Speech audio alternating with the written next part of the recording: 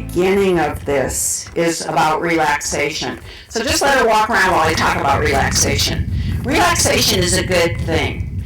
Okay, you're in partnership with your horse, and if your horse is tense, you're going to be tense, or if you're tense, you're going to make your horse tense. One of you has to break that cycle. It's not going to be your horse. It has to be you. So your toolbox has to be pretty full of relaxation techniques. So all by itself, relaxation techniques are a good thing to have in your arsenal. Especially, Julia, when your horse is shying and spooking, it's good that you can stay emotionally detached and be relaxed. But in addition to just relaxation in and of itself being a wonderful, valuable thing, getting back to visualization, in order, when you practice visualization at home, because that's one of the other cool things I didn't say about the subconscious. The subconscious mind cannot tell the difference between what's real and what's vividly imagined. And this is how you can become a better rider in your living room. Because if you get on your horse and you say to yourself, I'm going to practice trot to canter transitions, and you do 10 trot to canter transitions, and every time you ask for a trot to canter transition, the horse drops his back, raises his head and neck, and rips the reins out of your hands. How many have ever done a canter part like that? Come on. Fast up. Hell, it's like me, every day. Okay, so you know that expression, practice makes perfect? It's not true. Perfect practice makes perfect. And that canter part I just described in technical dressage terms. You know how specific the language is. In technical dressage terms, that type of canter transition is called a crappy canter part. Okay? So, practice makes perfect. Yeah, right. If every day you get on your horse and you do 10, drop the back, raise the neck, rip the reins out of your hand, canter parts, crappy canter parts, guess what you're going to get very good at doing? Crappy canter parts. Okay, so how do you get better? Understand that the subconscious mind, the part of your brain that truly determines your actions, cannot tell the difference between real and imaginary practice. So in the comfort of your living room, you picture 100 perfect, round, fluid, on the bit, canter parts. And you're going to get better because you've done 100 in your mind's eye, you've done 10 for real, your subconscious can't tell the difference. You have to get better because you've done 10 times as many good transitions as bad transitions. And what, as I started to say, what makes the visualization more effective is that you do it in a relaxed state, because when you're in a relaxed state, that niggling, chattering, conscious mind that undermines you and says, what do you think you're doing? You know you can't do this. You know you ride like do. You know, so that all that self-talk that's chattering in one ear, when you're in a relaxed state, you can quiet that undermining conscious mind to get a more direct pipeline to your subconscious. So the relaxation techniques that I'm going to show you with Pepper, and I chose Pepper because, as I told you yesterday, Pepper is a pistol. So it's good to have relaxation exercises for Pepper or for any horse that tends to be tense. Or even if your horse is relaxed, but by nature you're tense, it's good to have these in your arsenal. So they're good to have all by themselves, and they're good to have when you practice your visualization at home. So let's talk about some relaxation techniques. So the first one, just face everybody, Ruth, and just stop somewhere. And everybody stand up. Okay, now, everybody knows that breathing is a good thing and that we can help ourselves relax by breathing. And I want to see how you breathe. Do it wrong, okay? So, inhale, the biggest breath you can take. Everybody breathe in and out. About 50% of you sucked, okay? Because you're going to do it again. Breathe in, Ruth. This is what you did. Do it wrong. See your shoulders? Especially you guys, it must have something to do with the height of the hill. You might think you're taking in a deep breath when you inhale like that, but if your shoulders are going up, When you breathe in, you're breathing up in your chest. It's shallow breathing. So here's what I want you to do. Put one hand on your tummy. We're going to inhale again. And I know you can't take air into your stomach, but it's going to feel like you're taking air into your stomach because you're going to lower your diaphragm, and your key word, your buzzword is fat. You're going to stick your stomach out. So as you inhale, keep your shoulders down and feel your stomach expand. Perfect. You guys are quick studies. Okay, that's how you inhale. When you exhale, we're going to add, you can sit down, we're going to add a visualization. You guys can do this in your chair. Ruth is going to do this on Pepper. So you're going to inhale really big, shoulders staying down, and as you exhale, don't do it yet, as you exhale, I want you to let your seat drop down into the chair so that you feel your butt way more in the chair. And when you're riding the horse, your horse, the visualization, the image that you have to support that is think that you're like a mythical centaur, half man, half beast. So when you, some of you are, so as you exhale, another way to visualize, this is what I like to do, is here she is with her butt above the back of the horse. I inhale. As I exhale, I like to visualize, that my seat is dissolving into the barrel of the horse. So rather than my butt being up here, I visualize that my butt is way down here, and only my waist and above is above the horse. So I inhale, I exhale, good. Lower my seat into the barrel of the horse so that I'm not perched above her, and I visualize either a centaur or only my waist from above. You know, somebody once gave me a really nice compliment. If I only have one, I need some compliments, people, because I've only ever had one compliment. No. Somebody once said to me, I was riding in Florida, and she said to me, you know, I watch you ride, and I can't tell where you end and the horse begins. She didn't necessarily mean it as a compliment, but I took it as a really nice compliment. That it wasn't that we were two separate entities, that because I was so deep into the body of the horse, we looked like one unit, like a centaur.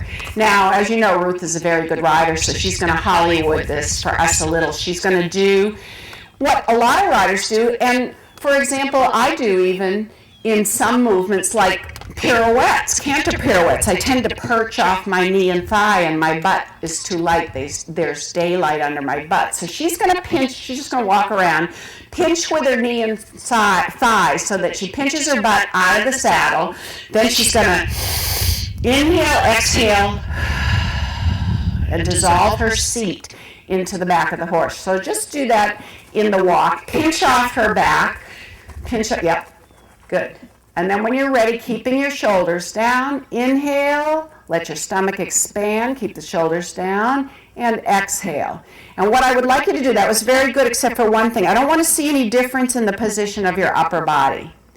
Okay? I know that you're trying to exaggerate so they can see, but just do it normally so that you're upright, inhale, but you're perched, exhale, lower your seat. Yeah, you see her lower her seat? Okay, so circle in this corner so the guys up on the hill can see this. Because that was a very good deepening of your seat and dissolving into the back of the horse.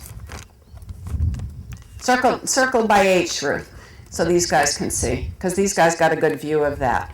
And so when you're coming through the corner, that's when you'll be starting your exhale. So she's sitting light. Although she looks, if you weren't focusing, she looks like she's sitting nicely, but she's too light. Inhale, exhale. You see her seat dissolve into the back of the horse, and then she's closer to the horse. And FYI, you know, we all get nervous when we compete. And this is the last thing I do when I go around the arena before I compete. Okay, and usually in my test, like I'm cantering around the outside. I take 3 deep breaths like that. I inhale, let my stomach expand, shoulders down. Exhale, dissolve my butt into the barrel of the horse. I do that 3 times, and then I come down the center line. It's a ritual for me. because I want to know that I'm relaxed and my horse is relaxed. My horse will take his cues from me. So let's talk about a couple other relaxation exercises. Here's some simple ones. I mentioned yesterday and today that you can only think about one thing at a time, and that's why the music is so good. If you're focusing on the music, you can't be focusing on the scary tractor and the scary hay truck and all that stuff. So, what I want you to do, in addition to focusing on one thing, this next exercise forces you to breathe, whether you like it or not. Because you cannot do this exercise unless you breathe. So if you think you're going to be tense, do one of, or either one of the following things. Either whistle or sing, because you can't whistle and you can't sing unless you're breathing. So would you like to sing a bar of Happy Birthday or something for us? What's your favorite tune? You're the musical one. I sang yesterday, you can. Oh, wait, I said I needed compliments. That was not it.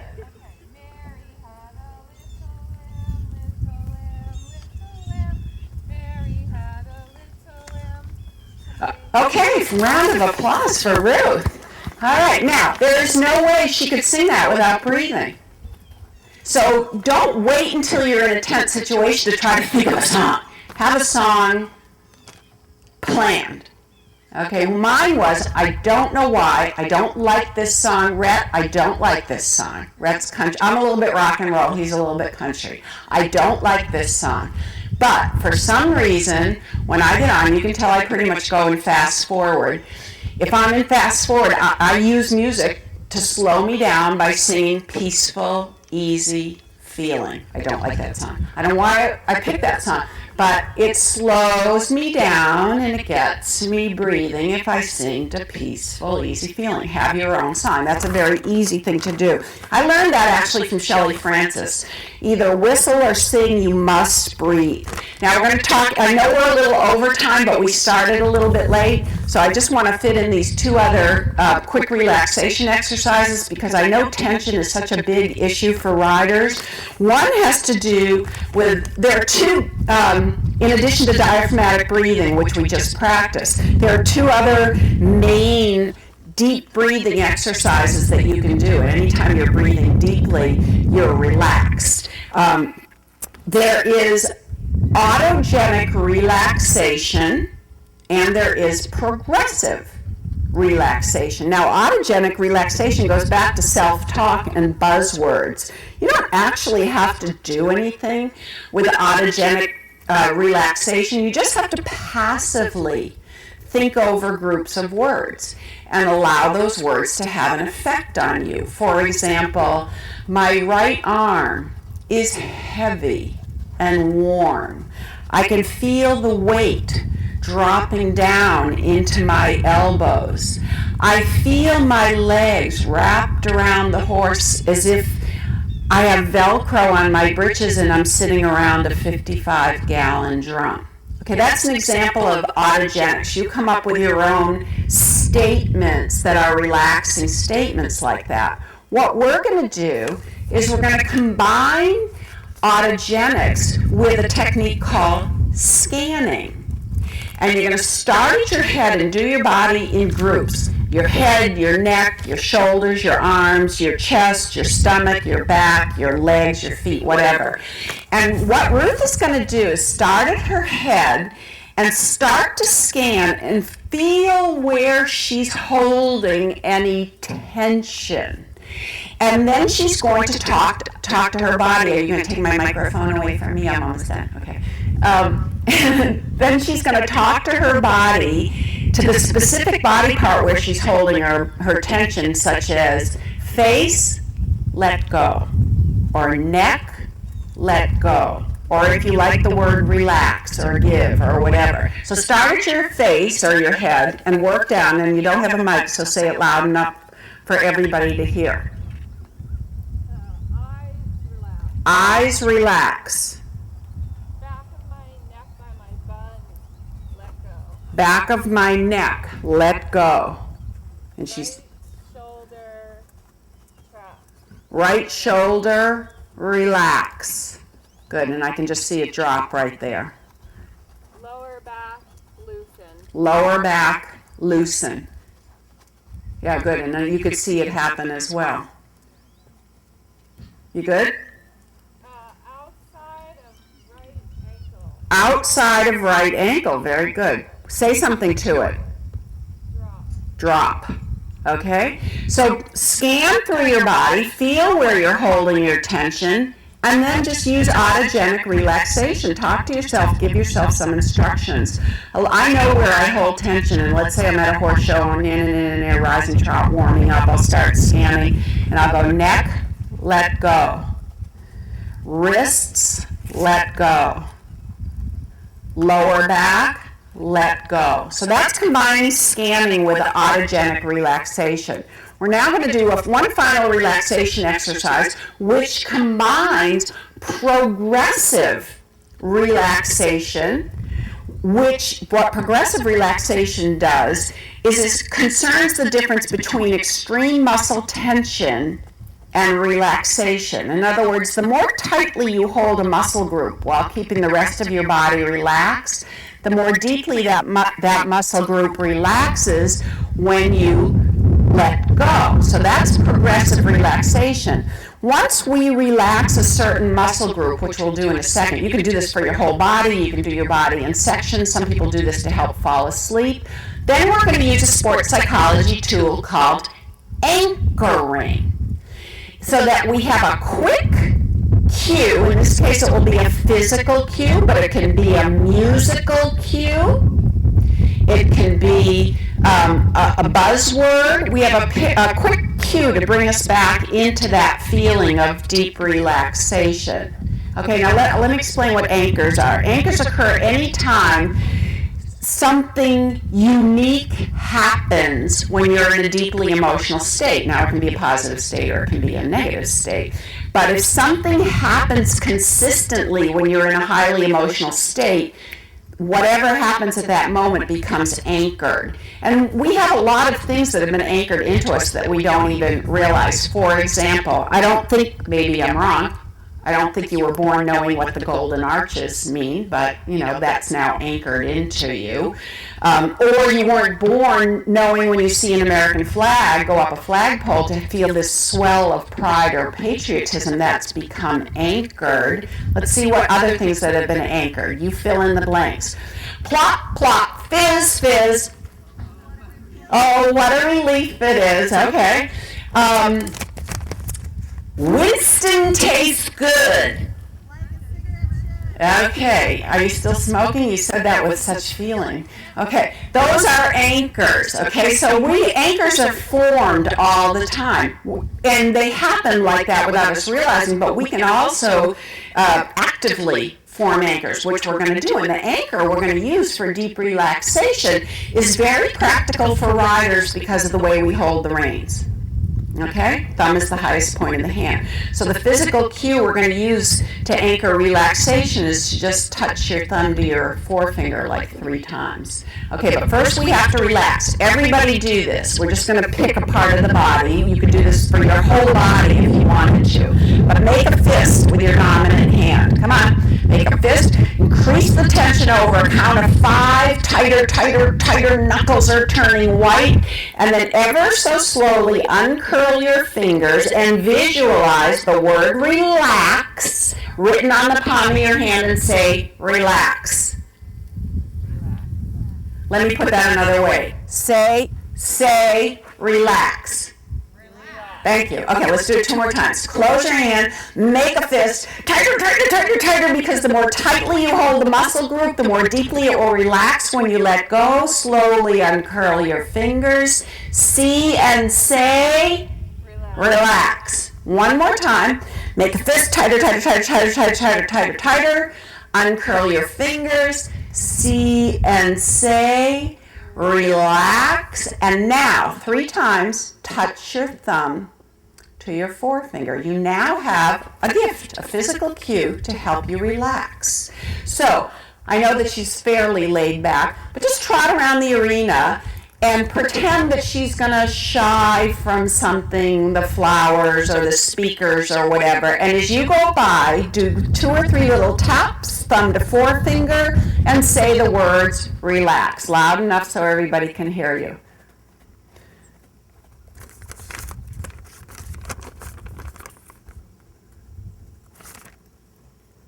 Like there. Yeah, you see? And you saw the effect on the horse. She was still looking at that other horse, but there was an instant, because your horse is going to take your cues from you. Thanks, Jeannie. That was good planning. And again. Oh, good planning. Touch your thumb to your forefinger and say, relax. Good. See, this is perfect. Ruth is like, yeah, thanks, Jeannie. And touch your thumb to your forefinger. Good. And say relax. Good. And walk. That was super. I couldn't have set that up better if I tried.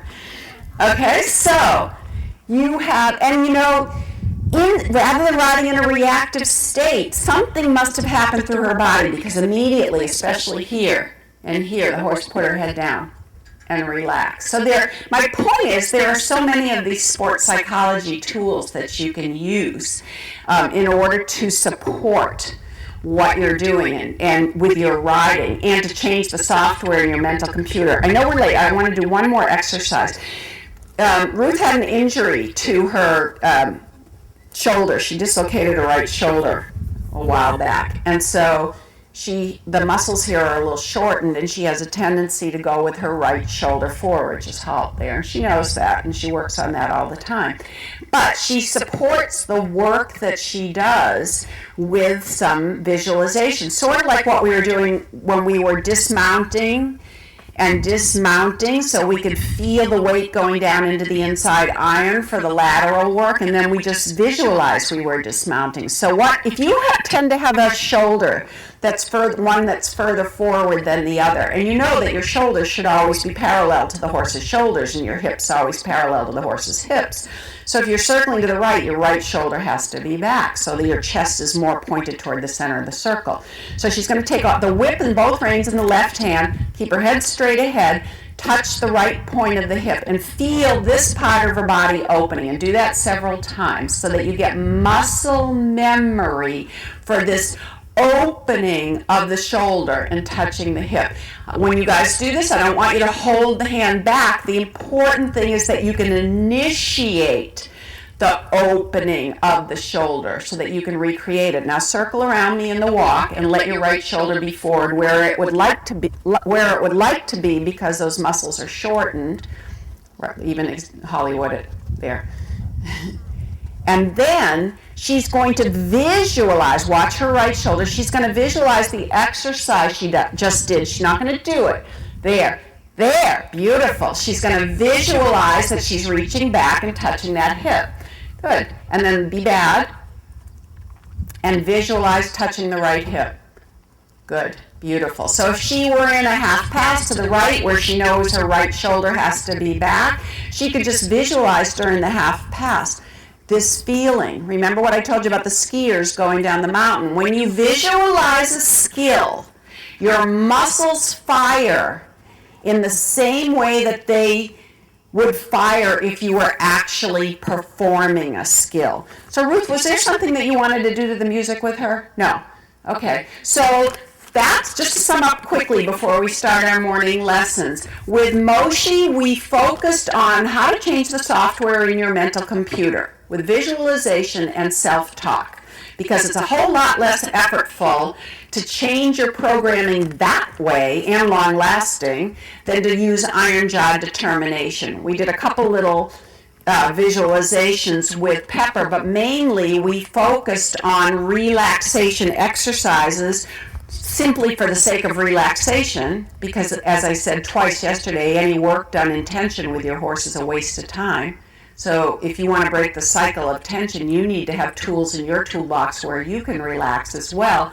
So mainly focusing on different relaxation exercises with Pepper: diaphragmatic breathing, progressive relaxation, autogenic relaxation, and then anchoring these tools. And then just one little visualization to show you how you can pick away on your position issues. Just hold your applause for a second so Pepper isn't nervous when she leaves.